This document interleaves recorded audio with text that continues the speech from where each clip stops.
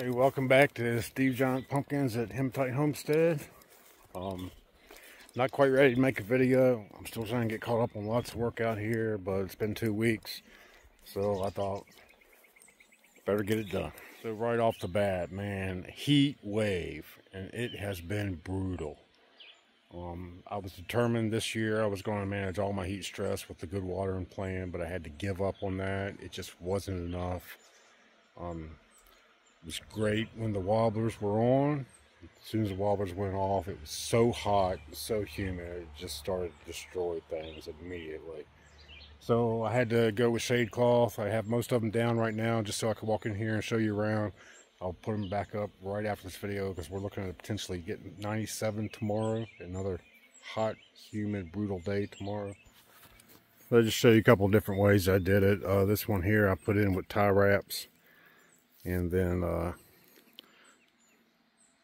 tie wraps on the other end and put a piece of 550 cord in it. If you're military, you know what 550 cord is. Tractor Supply calls it paracord. And then stretched it out to these T-posts as tight as I could get it. And this is how I prefer to do it because I get a lot of sag in that method over there, which we'll take a closer look at here in a second. One cool thing that didn't really hit me until I put up all of this shade cloth. Now this is 30% shade cloth, same that I used last year, is that last year, one cloth pretty much covered the whole plant for the whole season. I like until the very end when it started to stretch out and get longer before I started terminating. But this year, that's not the case. Each of these two girls up here are taking 4 of them. And I thought they were 20 by 30, but maybe they're 10 by 20s. I know I got some 20 by 30s in here somewhere, but I haven't run across them because all these are 10 by 20. But 4 per plant. And last year I only used 1, which covered the whole plant. So I was pretty happy about that, really. And I did get my wobblers in. I had a few problems with those. I got lots of water storage over here. This is I'm only using this to mix my fertilizer feed batches, and I usually hand feed that. And then these are just straight up water. Problem number 1 was this stupid thing here. Bought this on Amazon last year and did not use it. It's a little 5-gallon tank and 20 to 40 psi. And it had a couple of leaks, factory leaks. It's leaking in here, it's leaking here, and it's leaking here. Caused me a few problems. But the biggest problem was it does these ones fine. The first sets and the impact sprinkler over at the 150 plant, but these two back here, it just barely trickles out, and I don't really understand it. It should have plenty of pressure. These are 20 psi regulators on these. It should have plenty of pressure to perform down there, but it's not. It's just putting a little tiny bit of water at the base of these T-posts. So I punted on that, and I got back out the jet pump that we used last year. I don't even remember where I got that. I think we bought it to try and use it on our well when our inline pump failed, and we opted to not use it. And I used it out here in the patch last year. This is our old pressure tank from inside the house, 20-gallon tank. And then the Orbit Beehive. And I got a couple problems with the Orbit Beehive. For starters, this thing was a nightmare to get hooked up. These are male garden hose. The wobblers or MPT, that's pipe thread if you don't know what MPT is. So I was having the hardest time getting from this garden hose attachment to PEX to pipe threads out there. I needed, in a bad way, pipe thread to female garden hose adapters and couldn't find them anywhere. I found hundreds of male adapters, couldn't find any females. Finally, I gave up. I said, enough of this crap. I worked on it all day long trying to get this thing, and I said, I'll just run garden hose to it. Well, guess what? I got the garden hose out there to the first set of wobblers, and I still needed a female adapter. Finally, I went to True Value, and they had all kinds of them on the shelf, and I bought every single one that they had, whether I needed it or not. Here's the Orbit Beehive. I got 4 zones set up on it. I got this one off right now because you can see here I got a little leakage problem. Pumping all this water right here. It comes out of Dunlap Creek right down there underneath the bridge. And, you know, it's not the cleanest. It gets a little bit of dirt and sand and silt in it. And I'm positive that the valves got dirt in them. And are not closing, so I'm losing quite a bit of water. I'm going to go back and add a valve here because it's not going to kill me to have this thing off at night. So every morning I'm just going to turn it on. It's not costing me a lot of water during the day. It's just around the clock, the loss of water. It did have a screen in here. These impact sprinklers that I used last year, they have a screen that's in here. You can see this one's been removed. What I found last year is that these screens catch all that fine silt and dirt particles and stuff that get out of the creek, that and they get caught up in that screen, and then this won't work. So I took the screen out of the beehive right off the bat, and I think that's kind of what got me right now. But I'm gonna have to figure out what to do, because I cannot put the screen back in it. These things plugged up every 5 minutes last year, and it wasn't until I took the screens out of them that they finally did their jobs. And it was like August before I finally figured that out. They work fine. They can handle the small silt and dirt. It goes through these just fine. My pump can handle it just fine. All the PEX and the hose handles it just fine, but that screen does not. Alright, here is another method that I was pointing out over there. So I basically take the 550 cord, or paracord if you want to call it that, and string it like a clothesline, and then put the cherry cloth on it with these binder clips. And what I like about that is that when it's, you know, we're evening now and it's pretty well shaded over here now, I can I have it locked down here. I can just unlock that and move it away like a curtain. Now I'm not going to do that right now, but that's why I like this method. But I don't like that I can't get it tight enough and it sags too much, especially when I'm watering, when these things are on and the water weighs on top of them and sags of it. All right, I don't want to talk about it much. This was gut-wrenching and heartbreaking for me, but you can see there is no more 2266 Cosmore. That plant got wrecked by the windstorm that came through here. You saw that last video, and I tried to get it back buried in, and spent so much time focusing up here that this guy lost attention down here, got overrun with weeds and morning glory. Still got some work to do to get rid of the remnants of that. I'll work on that over the next couple of days, get that out of there, and do a light till down there just like I did all this. So speaking of all this, with that being said, I'm about 3 to 4 weeks in on the preen, and so far I'm liking it. I've picked a weed here and there, blade of grass here and there, but really, I mean, you can see there, I've basically done nothing down there. So far I'm really happy with that. If it continues this way, I think I'll use it again next year. I'm sure preen won't be any match for morning glory. I did lots of research, and apparently the only way to get rid of morning glory is to dig it up, burn it, or bag it up and take it to landfill, because you don't even want to compost it because it will just continue to grow. So I need it far away from Steve's giant pumpkin patch as possible. If you got experience getting rid of morning glory, drop me a comment down below and let me know what you did. I made a gut-wrenching call just to move on from that plant. That plant has pollinated everything that I got going on up here right now. So it still lives in the patch, but you know, maybe again next year we'll try and grow it again. But I just had to make a tough decision, and it sucks, but it is what it is. All right, so since I'm right here, this is the 1707 Casper, 1707 and a half. And no shortage of problems on this plant either. It also got wrecked by the windstorm. Took all these secondaries over here, ripped them out of the ground, broke some of them off. Like, this is where the plant was when that happened, and it stayed here for like 2 weeks. So it was up to right here, and it just went totally dormant on me. And it is finally starting to act like it wants to do something, but this doesn't even look great. It's nothing like what it is from there back. Matter of fact, I thought about just chopping it off and going with what I got back there, but not quite ready to make that drastic of a move yet. I do have another huge issue with this plant, and that's that I don't have not one single potential female on the main vine. So the last one that popped up, here's what that looked like. No petals at all, and just a couple of lobes that weren't even formed all the way, and nothing else at all. And I got another one down here I left on here to show you that it's heading that direction too. So here it is. This is about a foot from the end of the vine, and it's doing the exact same thing. You see there, this one actually does have decent looking lobes in there, but no petals at all.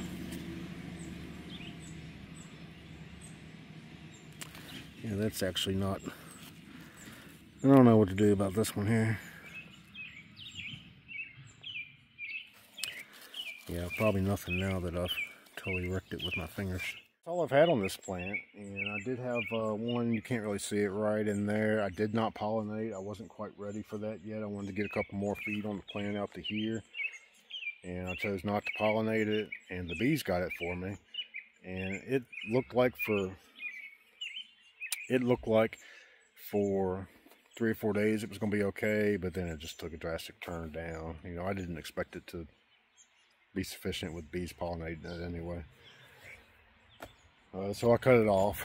I do have 2 pollinated on secondaries, one right here and one I did yesterday over here.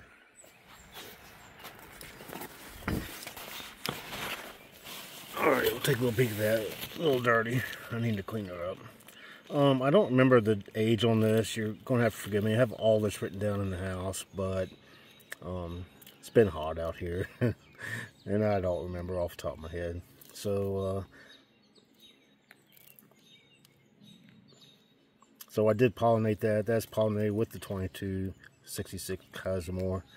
And I'll have to make a decision on it or that one, which we're not going to go look at. That one was just yesterday, also with the 2266 Cosmore. So I'll show you one of my favorite parts about the 1707 Caspers. So I had all this space open right here, and I was using it to travel back and forth, or walk on this board and go behind my silt fence and get down through here. And this is all tertiaries. I said, you know what, I'm just going to fill this in. And so first secondary off a plant runs this way, and all these tertiaries. And this is kind of a plant all in its own. I lost a secondary here, and I got a tertiary that I'm kind of weaving through there to hopefully make up for that. Alright, since I'm right here, this is the 150. This is the 1631.5 Cosmore. And so I hadn't really showed this much. You'll see there's a little bit of a dog leg out there. It's because the left side border is my cattle panel wind fence, and it kind of curves a little bit. So I ran these boards, I measured from the fence, and it's got a little bit of a dog leg up there on the end. One thing I realized is I screwed up. I should have put the borders inside both my wind fences, because I'm having a really hard time getting over on this side and doing plant maintenance and burying vines, stuff like that. But I can't change that now. It's pretty well all filled in, and I'm starting to spaghetti noodle some vines up along the edge here. I've been going every other secondary, terminating one and then curving the next one in right up through here, and I'll do that until it looks like it's gonna not work anymore. And I do have some fruit up here, and I did a horrible job of setting this thing up. So these two are pollinated a day apart from each other.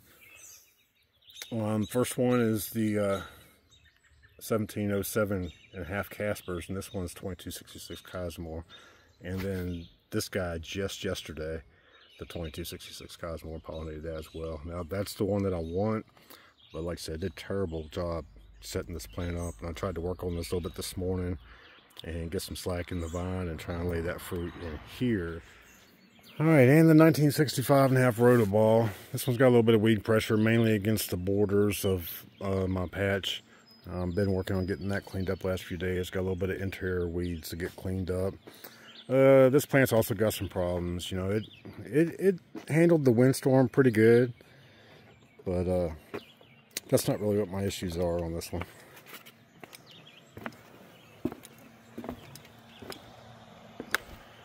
So I currently have fruit pollinated. I have 4 pollinated on this one right now, and I'm going to have to make some tough decisions really soon.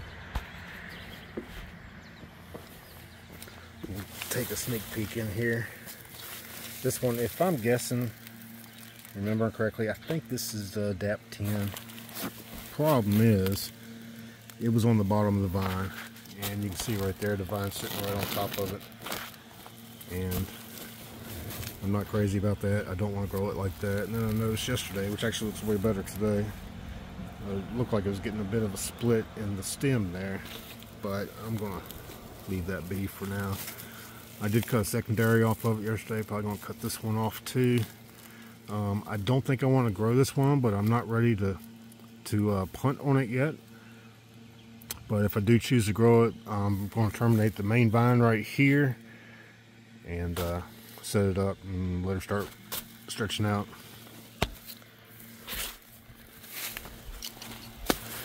This was the next one up, and I think this is probably day 4 right now, if I had to guess right.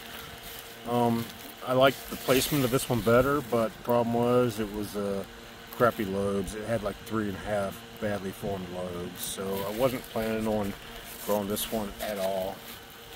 I just felt like I couldn't continue to wait. And then this one was 2 days ago. So I'm going to have some tough decisions to make on this plant here in the next 10-ish days. I feel like I really need to make those decisions really soon. I did pollinate one on the secondary right here, and I think that's on day 6. I have to go back in and look again, but I pollinated it because I knew that one on the bottom of the vine wasn't going to be a great location to grow a pumpkin. I couldn't just keep waiting. So yeah, some tough decisions going to have to be made on this plant really soon. Yeah, these are my field pumpkins in here, and they got wrecked by the heat. This is actually batch 2 of them. I had 3 that were planted here, and 3 I was going to put over there by my garden, and ended up having to put the backups over here because the heat just totally wrecked them. They were only out here one day. I didn't have any shade or anything on them. I just thought water was going to be okay, and it certainly was not. It torched them, and so I had to get the 3 backups and bring them over here. So that's another issue I'm dealing with. You know, I was on here a month ago or so saying that my intentions were to break the Virginia State Field Pumpkin record, not once, not twice, but 3 times. And now I'm right back to ground zero on June 25th. So that's highly at risk as well. I got 3 235 Razos and over there. And in that guy right there is a 268 bags. So I'm gonna push them really hard. I double shading them right now to help them from this sun and heat. I'm gonna push them really hard and see what I can get out of them. All right, so all in all, I'm really happy with what these 2 plants are looking like. I mean, they're going great, really. I feel like I just don't have any fruit. It's kind of disappointing. I was off to my best start ever. Had the stupid weave fabric thing that cost me a lot of valuable time, where I should have been doing other stuff with these plants. And then the wind episode, and now here it is, June 25th. June 26th last year is when I pollinated the 872 Cosmore and made the 841 that we took to the Virginia State Fair last year. And here I am now. It's June 25th today, creeping up on the end of June, and I still have no line of sight to having viable fruit. So it's a little disappointing. Like I said, I got plenty of fruit pollinated out here. I'm just going to have to make some really hard decisions really soon. So a couple of things almost happened just today on the 1965.5 Rotoball vine bottom fruit. I almost cut the main and set the fruit up to grow, mainly because I don't want to go backwards. This seems like my theme this season has been all about wasting time and losing time and setbacks. All right, then after that, almost cut the fruit off. Not quite ready to do that yet. So a few more days and I will definitely make a decision. Lots of drama brewing up in the Steve's Giant Pumpkin Patch here at Hematite Homestead. Thanks a lot for watching. Make sure you come back next time and see what happens with the bottom vine fruit.